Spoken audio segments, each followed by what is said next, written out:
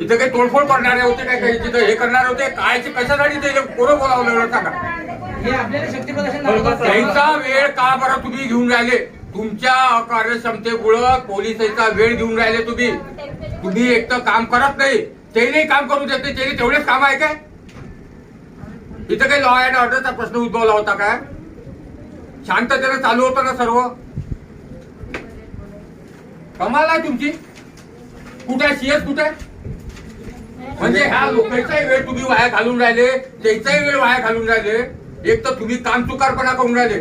तुम्ही तुमच्या कामात तत्पर नाही आहे त्याच्यात सर्वेला त्रास देऊन राहिले.